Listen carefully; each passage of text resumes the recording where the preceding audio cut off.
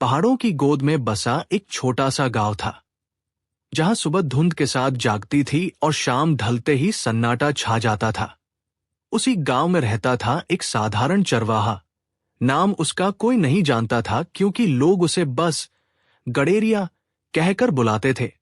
उसके पास न धन था, न जमीन, न कोई अपना, बस कुछ भेड़ बकरियां और एक ऐसा दिल जो दुनिया के शोर से दूर रहकर भी हर दर्द को महसूस कर सकता था। वो रोज सूरज उगने से पहले उठता, पशुओं को लेकर जंगलों और पहाड़ियों की ओर निकल जाता, रास्ते में बहती नदियों से बातें करता, पेड़ों से छाया मांगता, और शाम को लौटते समय आसमान से सवाल करता कि क्या इस दुनिया में उसके लिए भी कोई है। गांव के लोग उसे भोला और कमजोर समझते थे, क्योंकि वह किसी से झगड़ता नहीं था, पर वे नहीं जानते थे कि उसके भीतर कितना गहरा साहस और करुणा छिपी थी। वो घायल पशुओं को अपने कंधों पर उठाता, भूखे को अपना भोजन दे देता और रोते बच्चे को बिना पूछे चुप करा देता। उसकी आंखों में हमेशा एक अनकही तलाश रहती थी, जैसे वो किसी ऐसे रिश्ते की प्रतीक्षा कर रहा हो जो इस दुनिया का न होकर भी सिर्फ उसी के लिए बना हो। लेकिन उसके बचपन की यादें उसे और गहराई देती थी। वो याद करता कि कैसे उसके माता पिता एक बाढ़ में बह गए थे और वो अकेला रह गया था। गांव वालों ने उसे पाला, लेकिन कभी अपना नहीं माना। तब से उसने पशुओं में परिवार ढूंढा, जंगल में शांति और खुद में सवालों का सागर। एक दिन मौसम अचानक बदल गया, घने बादल छा गए और चरवाहा अपने पशुओं के पीछे पीछे चलते हुए अनजाने में उस जंगल की सीमा पार कर गया जहां गांव के लोग कभी नहीं जाते थे। कहा जाता था कि उस जंगल में अजीब आवाजें आती हैं, और जो एक बार गया वो लौटकर वैसा नहीं रहता। बारिश शुरू हो चुकी थी, अंधेरा घिराया और रास्ते धुंध में खो गए। तभी उसे लगा जैसे कोई उसे देख रहा है। हवा ठंडी हो गई और पेड़ों के बीच चांदनी में एक आकृति उभरी। वो कोई साधारण स्त्री नहीं थी, उसकी आंखों में गहराई थी, चेहरे पर उदासी और देह से एक रहस्यमयी आभा निकल रही थी। चरवाहा डर गया, लेकिन भागा नहीं। दोनों की आंखें मिली और समय जैसे थम गया। वो पहली बार किसी ऐसे अस्तित्व को देख रहा था जो इंसान से अलग होते हुए भी इंसान से ज्यादा मानवीय लग रहा था। यक्षिणी भी उसे देख रही थी। हैरान कि कोई मनुष्य उसे देखकर चीखा नहीं, पत्थर नहीं उठाया, बल्कि शांत खड़ा रहा। बारिश की बूंदें दोनों के बीच गिर रही थी, और जंगल पहली बार किसी मुलाकात का साक्षी बन रहा था जो आने वाले समय में एक कहानी नहीं, बल्कि एक किंवदंती बनने वाली थी। अगले ही पल यक्षिणी ने अपना रूप और स्पष्ट किया। उसकी त्वचा चांदनी की तरह चमक रही थी, बाल हवा में लहरा रहे थे और आंखें ऐसे जल रही थी जैसे सदियों की आग छिपी हो। चरवाहा ने धीरे से पूछा कि तुम कौन हो, और यक्षिणी ने जवाब दिया कि मैं इस जंगल की प्राचीन रक्षक हूं, शापित होकर यहां कैद। लेकिन तुम्हारा दिल मुझे डराने की बजाय पुकार रहा है। दोनों ने उस रात जंगल की एक गुफा में शरण ली, जहां बारिश की आवाज बाहर गूंज रही थी और अंदर उनकी सांसें एक दूसरे से बात कर रही थी। यक्षिणी ने धीरे धीरे अपनी कहानी बतानी शुरू की। उसकी आवाज में सदियों की थकान थी। वो कभी इस जंगल की रक्षक थी, प्रकृति की बेटी, पर एक अपराध के लिए देवताओं ने उसे शाप दिया था कि वह इसी वन में बंधी रहेगी, न मर सकेगी, न पूरी तरह जीवित रह सकेगी।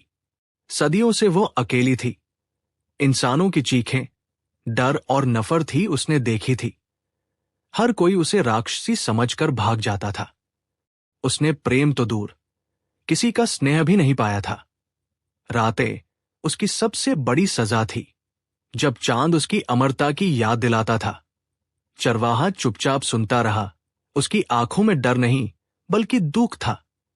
उसे एहसास हुआ कि ये कोई दुष्ट आत्मा नहीं, बल्कि एक टूटा हुआ अस्तित्व है, जो बस किसी के सुन लेने का इंतजार कर रहा था। यक्षिणी ने कहा कि उसने मनुष्यों से दूरी बना ली है, क्योंकि हर नजदीकी अंत में घाव ही देती है। पर आज पहली बार उसे लगा कि शायद शाप से भी भारी कुछ और है, अकेलापन। अगले दिन सुबह हुई तो चरवाहा ने यक्षिणी को जंगल की सुंदरता दिखाई। वे एक झरने के पास गए, जहां पानी की धारा संगीत की तरह बज रही थी। चरवाहा ने अपने हाथों से फूल तोड़े और यक्षिनी को दिए। वो हंस पड़ी। सदियों में पहली बार उसकी हंसी जंगल में गूंजी, जिसने पक्षियों को भी हैरान कर दिया। चरवाहे ने पहली बार उसकी ओर एक कदम बढ़ाया। उसका दिल तेज धड़क रहा था, लेकिन उसकी नीयत साफ थी। उसने कहा कि अगर तुम राक्षस भी हो तो भी तुम्हारा दर्द सच्चा है, और दर्द का कोई रूप नहीं होता। यक्षिनी स्तब्ध रह गई। सदियों में पहली बार किसी ने उसके अस्तित्व को स्वीकार किया था, बिना शर्त, बिना भय। उसने महसूस किया कि उसकी शक्तियां इस इंसान के सामने व्यर्थ हैं, क्योंकि ये उसे जीतने नहीं बल्कि समझने आया है। चरवाहे ने उसे जंगल की पगडंडियां दिखाई, पानी का मीठा झरना, और अपने पशुओं के नाम बताए। ये छोटी छोटी बातें यक्षिनी के लिए चमत्कार थी। उसने जाना कि अपनापन किसी मंत्र से नहीं बल्कि नीयत से जन्म लेता है। उस रात जंगल में पहली बार डर नहीं बल्कि शांति थी। लेकिन जैसे जैसे दिन बीतते गए, उनके बीच एक नई उत्तेजना जन्म लेने लगी। एक शाम वे झरने के किनारे बैठे थे। पानी की बूंदें यक्षिनी की त्वचा पर गिर रही थी। उसका रूप और भी मोहक लग रहा था। चरवाहा की नजरें उसकी ओर खिंच रही थी। यक्षिनी ने उसकी आंखों में वो वासना देखी जो सदियों से उसे नहीं मिली थी। वो धीरे से उसके करीब आई। उसकी सांसें गर्म हो गई और दोनों के होंठ मिलने लगे। लेकिन यह सिर्फ चुंबन नहीं था। यक्षिनी की शक्तियां सक्रिय हो गई और चरवाहा को एक दिव्य आनंद महसूस हुआ। उनकी देहें एक दूसरे में लिपट गई। जंगल की हवा में उनकी कराहें गूंजी। यक्षिनी की अमर देह ने चरवाहे को ऐसे स्पर्श दिए जो मानव कल्पना से परे थे। और उस रात उनका मिलन न सिर्फ आत्मिक बल्कि शारीरिक भी हो गया, जो उनके रिश्ते को और गहरा बना गया। उनका रिश्ता शब्दों से नहीं, खामोशी से पनपा। हर शाम चरवाहा उसी जंगल में आता, बिना बुलाए, बिना वादे। यक्षिनी उसका इंतजार करती। वे साथ बैठते, चांद को देखते, कभी कभी बस एक दूसरे की मौजूदगी महसूस करते। धीरे धीरे वो मौन स्नेह में बदल गया। स्नेह अपनापन बन गया और अपनापन प्रेम। ऐसा प्रेम जो किसी शरीर या दुनिया की सीमाओं में बंधा नहीं था। यक्षिनी ने महसूस किया कि उसका शाप हल्का हो रहा है, और चरवाहे ने जाना कि उसका अकेलापन अब खाली नहीं रहा। दोनों जानते थे कि यह रास्ता आसान नहीं, पर पहली बार दोनों को लगा कि कुछ खोने से पहले पाना भी जरूरी है। और यही मौन प्रेम उनकी कहानी की नींव बन गया। एक दिन जंगल में एक जंगली जानवर ने हमला किया, एक भयानक भालू जो भूखा था। चरवाहा अपने पशुओं को बचाने की कोशिश कर रहा था, लेकिन घायल हो गया। यक्षिनी ने अपनी शक्तियों से भालू को शांत किया। उसके घावों को छुआ और वे चमत्कारिक ढंग से ठीक हो गए। इस घटना ने चरवाहे को और यकीन दिलाया कि यक्षिनी कोई दुश्मन नहीं बल्कि संरक्षक है। समय बीतने लगा और उनके मिलने का सिलसिला अब आदत बन चुका था। पर इसी आदत के बीच एक सच्चाई हर दिन और गहरी होती जा रही थी कि वे दो अलग अलग दुनियाओं के वासी हैं। चरवाहा जब गांव लौटता तो लोगों की बातें, हंसी और जीवन की साधारण हलचल उसे फिर से उसकी मानव दुनिया में खींच लाती। वहीं यक्षिनी जंगल में अकेली खड़ी होकर उसे जाते देखती और महसूस करती कि वह जहां तक उसके साथ चल सकती है, वहीं उसकी सीमा समाप्त हो जाती है। कई बार चरवाहा सोचता कि काश वह यहीं जंगल में रह जाए, पर उसे अपने पशुओं, अपनी जिम्मेदारियों और अपने अस्तित्व की डोर खींच लाती। यक्षिनी भी जानती थी कि वह अपने शाप की वजह से उस दुनिया में कदम नहीं रख सकती जहां चरवाहा सांस लेता है। ये दूरी उनके प्रेम को कमजोर नहीं बल्कि और गहरा बना रही थी, क्योंकि अब उनका हर मिलन अनमोल था, हर पल की कीमत थी। वे दोनों जानते थे कि ये प्रेम नियमों के विरुद्ध है, प्रकृति और देवताओं की बनाई सीमाओं को चुनौती देता हुआ। फिर भी ये एहसास कि कोई उन्हें समझता है, किसी भी डर से बड़ा था। यक्षिनी कई रातों तक पेड़ों से पूछती कि क्या प्रेम का कोई लोक होता है जहां न मनुष्य की सीमा हो न आत्मा का बंधन। और चरवाहा आकाश की ओर देखकर सोचता कि अगर प्रेम पाप है तो ये इतना शुद्ध क्यों लगता है। एक रात वे जंगल की गहराई में गए जहां एक प्राचीन मंदिर था। यक्षिनी ने बताया कि ये उसके पुराने दिनों का अवशेष है। वहां उन्होंने देवताओं से प्रार्थना की कि उनके प्रेम को स्वीकार करें, लेकिन आकाश से बिजली गिरी जो चेतावनी थी। जल्द ही गांव में बातें फैलने लगी कि चरवाहा अब पहले जैसा नहीं रहा। वो सर जंगल की ओर खोया रहता है, उसकी आंखों में किसी अदृश्य दुनिया की चमक है। बुजुर्गों ने इसे अपशकुन कहा और पुजारियों ने इसे देवताओं का क्रोध बताया। उन्होंने कहा कि वह किसी यक्षिणी के प्रभाव में है और अगर समय रहते उसे नहीं रोका गया तो पूरे गांव पर संकट आ सकता है। चरवाहे को समझाया गया, डराया गया, यहां तक कि धमकाया भी गया, पर वह चुप रहा क्योंकि वह जानता था कि उसका प्रेम किसी लालच या अंधकार से नहीं जन्मा। गांव के एक युवक ने चुपके से जंगल में उसका पीछा किया और यक्षिणी को देख लिया।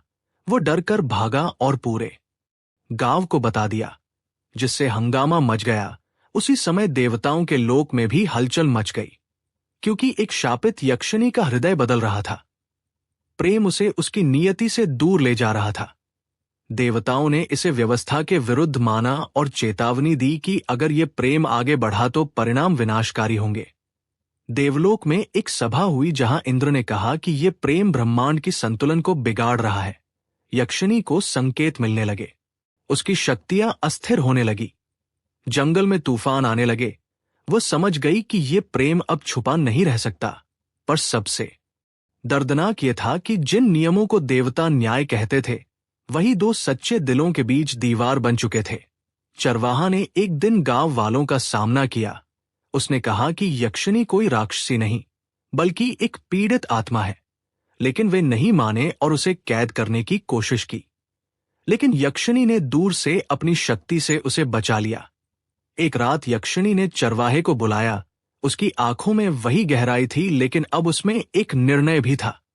उसने बताया कि देवताओं ने उसे विकल्प दिया है, या तो वो अपने प्रेम को त्याग दे और फिर से पत्थर सी अमरता में लौट जाए, या फिर अपनी शक्तियां, अपनी पहचान और अपना अस्तित्व छोड़ दे ताकि चरवाहा सुरक्षित रह सके।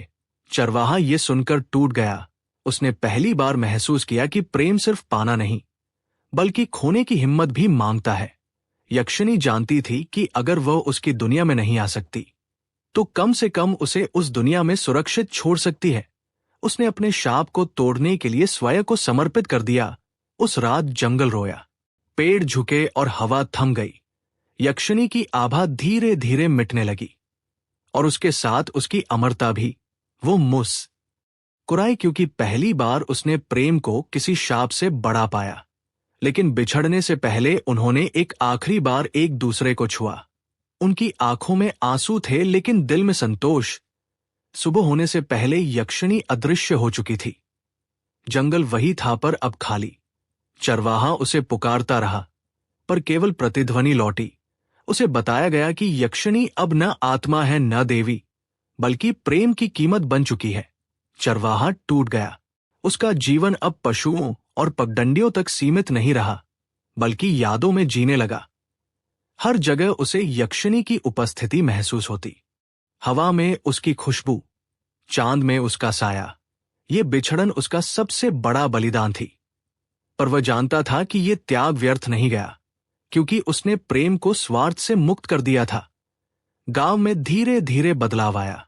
लोग अब जंगल से नहीं डरते थे, क्योंकि वहां से आने वाली हवा अब शांत थी। चरवाहा ने गांव वालों को बताया कि प्रेम की शक्ति डर से बड़ी है, और कुछ ने मान लिया। समय के साथ चरवाहा एक कथा बन गया। लोग कहते हैं कि जंगल में आज भी एक शांत आत्मा भटकती है, जो किसी को डराती नहीं, बल्कि राह दिखाती है। कुछ कहते हैं कि वह यक्षिणी अब प्रेम में मुक्त हो चुकी है, और कुछ कहते हैं कि चरवाहे का दिल ही उसका मंदिर बन गया। उनकी कहानी लोक कथा बन गई, ये सिखाने के लिए कि प्रेम शरीर या लोक का मोहताज नहीं, वह त्याग, करुणा और समझ से अमर होता है। और जब भी कोई उस जंगल से गुजरता है, तो हवा में एक धीमी सी आवाज गूंजती है, सच्चा प्रेम कभी मरता नहीं। लेकिन सालों बाद एक यात्री ने बताया कि जंगल में एक फूल खिलता है जो चांदनी में चमकता है, और उसमें यक्षिणी का चेहरा दिखता है। चरवाहा बूढ़ा हो गया था, लेकिन हर शाम जंगल जाता, और एक दिन वह भी गायब हो गया। लोग कहते हैं कि वह यक्षिनी के पास चला गया, जहां प्रेम की कोई सीमा नहीं। देवताओं ने भी अब चुप्पी साध ली, क्योंकि उन्होंने देखा कि प्रेम नियमों से बड़ा होता है। गांव अब समृद्ध हो गया। जंगल की बदौलत फसलें अच्छी होती और बच्चे कहानी सुनते कि कैसे एक चरवाहे ने एक यक्षिनी को प्रेम से मुक्त किया। यक्षिनी की याद में एक छोटा मंदिर बना, जहां लोग प्रेम की पूजा करते। चरवाहे की भेड़ें अब गांव के बच्चे संभालते और हर पूर्णिमा को जंगल में संगीत सुनाई देता, जैसे दोनों फिर मिल रहे हों। ये कहानी अब पीढ़ियों तक चलती रही, सिखाती कि अकेलापन प्रेम से हार जाता है और शाप भी टूट जाते हैं जब दिल सच्चा हो।